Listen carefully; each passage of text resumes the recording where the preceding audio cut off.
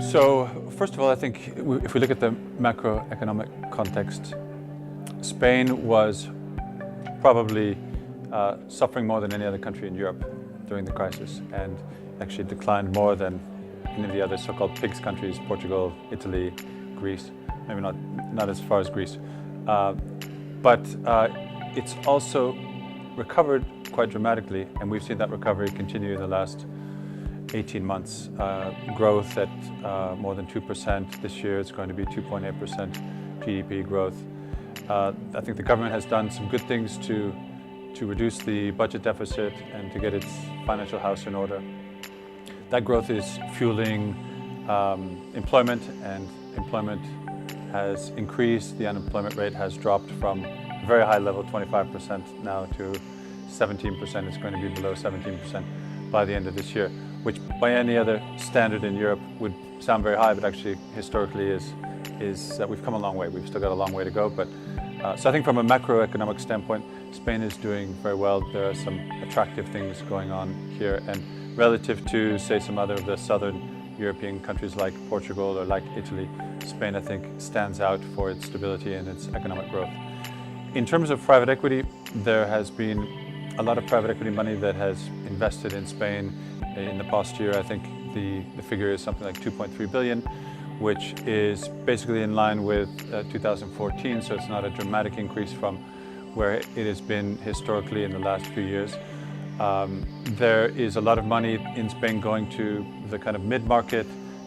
What we don't see in Spain are many funds that are developing in the lower end of the market.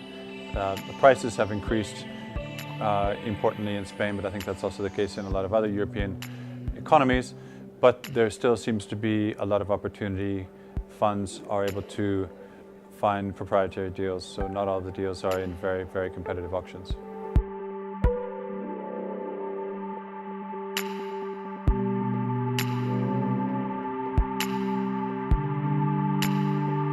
We are a fund of funds investor. We also are a direct investor in Spain.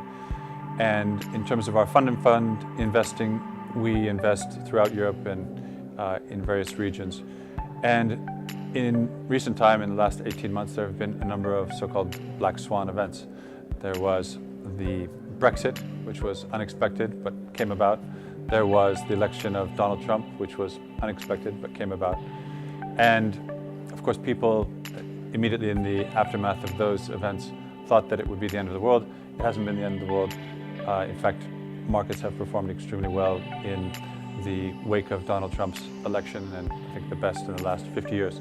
So oftentimes these so-called black swan events are difficult to predict, and the effects of these black swan events are difficult to predict. I say that because I think it's difficult for us to say, well, we're going to avoid France because they could have an election that goes bad. We're going to avoid Italy because they could vote in February of next year to elect one of the more anti-EU parties. We need to take a pan-European approach, and we take a diversification approach, knowing that sometimes things are going to go bad, but hopefully we don't have all our eggs in one basket, and so geographic diversification for us, I think, gets us around the problem of what will happen if there's a geopolitical change. How could that affect private equity in that particular country?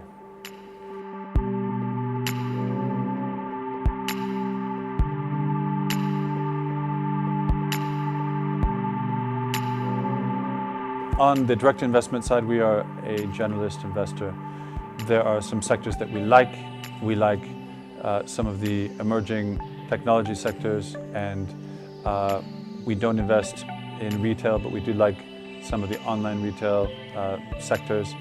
We like healthcare, and we've invested in some funds that invest purely in healthcare. And then we see enormous opportunities in financial technology, so-called fintech, and the transformation that's going on with financial engineering and financial technology. But I think disruptive technologies is a whole area that I think is really going to change the way we do a lot of business, and we think there are some opportunities to take advantage of that.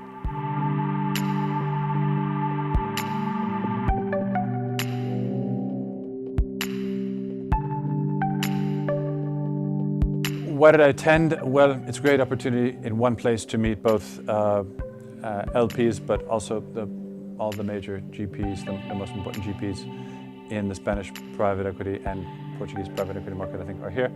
And why did I speak? I was asked, and I think it's a great opportunity to maybe share our point of view and also learn from others. I was on a panel with some really interesting people, and to be able to interact with them and share with them, it certainly pushes me beyond what I knew before I came here, so that's helpful.